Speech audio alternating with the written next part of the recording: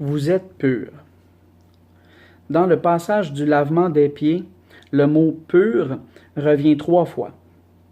Par là, Jean reprend un concept fondamental de la tradition de l'Ancien Testament, comme aussi du monde des religions en général. Pour pouvoir comparaître devant Dieu, pour entrer en communion avec Dieu, l'homme doit être pur. Mais plus il entre dans la lumière, et plus il se sent sale, et plus il éprouve le besoin de purification. C'est pourquoi les religions ont créé des systèmes de purification afin de donner à l'homme la possibilité d'avoir accès à Dieu. Dans les normes cultuelles de toutes les religions, les préceptes de purification ont un rôle important. Ils donnent à l'homme une idée de la sainteté de Dieu ainsi que de sa propre obscurité dont il doit être libéré pour pouvoir s'approcher de Dieu. Dans le judaïsme observant du temps de Jésus, le système des purifications cultuelles dominait toute la vie. Dans le chapitre 7 de l'Évangile de Marc, nous trouvons la prise de position fondamentale de Jésus devant cette conception de la pureté cultuelle réalisée grâce à des gestes rituels. Paul, dans ses lettres, a dû à maintes reprises traiter cette question de la pureté devant Dieu. En Marc, nous voyons le retournement radical que Jésus a imprimé au concept de pureté devant Dieu.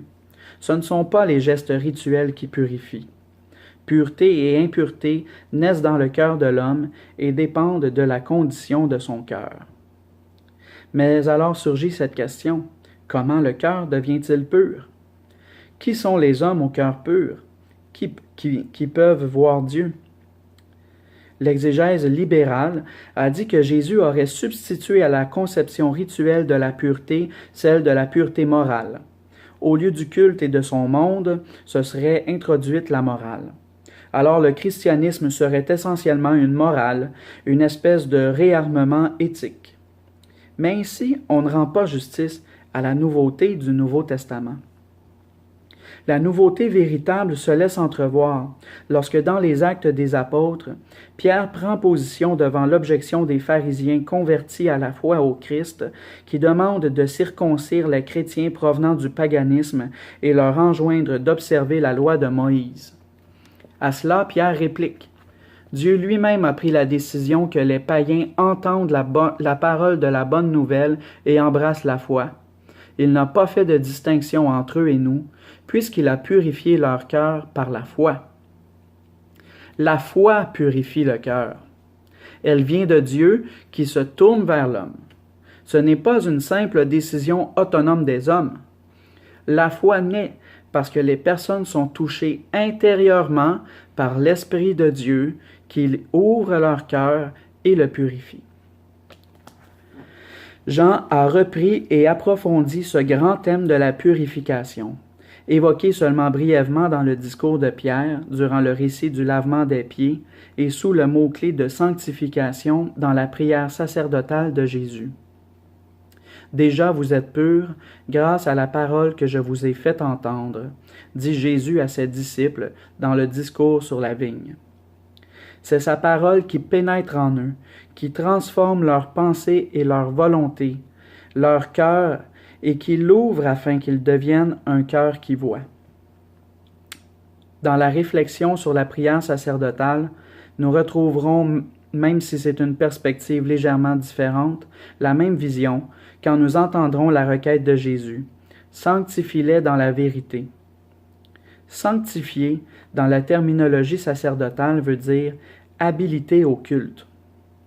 Ce mot désigne les actes rituels que le prêtre doit accomplir avant de se présenter devant Dieu.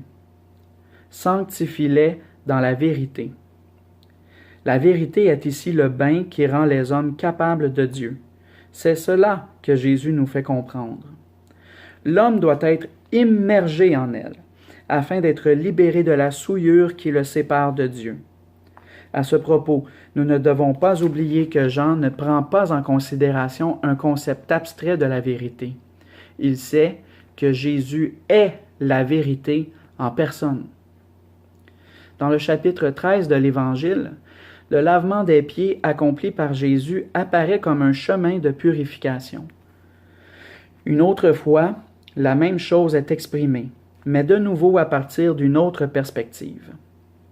Le bain qui nous purifie est l'amour de Jésus, l'amour qui va jusqu'à la mort. La parole de Jésus n'est pas seulement une parole, elle est lui-même. Et sa parole est la vérité et elle est l'amour. Au fond, c'est absolument la même chose que Paul exprime d'une manière qui est pour nous plus difficile à comprendre quand il dit que nous sommes justifiés dans son sang. C'est encore la même réalité que la lettre aux Hébreux a montrée dans sa grande vision du sacerdoce suprême de Jésus. La pureté rituelle n'a pas été simplement remplacée par la morale, mais par le don de la rencontre avec Dieu en Jésus-Christ. Nous sommes de nouveau confrontés aux philosophies platoniciennes de l'Antiquité tardive, qui, comme par exemple chez Plotin encore, tournent autour du thème de la purification. Cette purification nous rejoint d'une part grâce au rite, d'autre part et surtout à travers une montée progressive de l'homme vers les hauteurs de Dieu. De cette manière, l'homme se purifie de la composante matérielle, il devient esprit et donc pur. Par contre, dans la foi chrétienne, c'est précisément le Dieu incarné qui nous purifie véritablement et qui attire le créé dans l'unité avec Dieu. La dévotion du 19e siècle a de nouveau rendu unilatéral le concept de la pureté, le réduisant toujours plus à la question de l'ordre dans le domaine de la sexualité, la contaminant ainsi de nouveau par le soupçon à l'égard de la sphère matérielle du corps. Dans l'aspiration diffuse de l'humanité à la pureté, l'Évangile de Jean, Jésus lui-même, nous montre la voie. Lui qui est Dieu et en même temps homme, nous rend capables de Dieu. Demeurer dans son corps, être pénétré de sa présence, voilà ce qui est essentiel. Il est sans doute utile de souligner à ce point de notre réflexion que la transformation du concept de pureté dans le message de Jésus manifeste encore une fois ce que dans le 2e chapitre nous avons vu à propos de la fin des sacrifices d'animaux, à propos du culte et du nouveau temple. Tout comme les sacrifices anciens représentaient une tension dans une attitude d'attente vers l'avenir, tout comme ils recevaient leur éclairage et leur dignité de cet avenir vers lequel ils étaient orientés, ainsi les usages rituels de purification qui faisaient partie de ce culte étaient-ils également avec lui, comme auraient dit les pères Sacramentum Futuri, une étape dans l'histoire de Dieu avec les hommes ou des hommes avec Dieu. Étape qui voulait créer une ouverture vers l'avenir, mais qui devait céder le pas à l'heure où la nouveauté serait arrivée.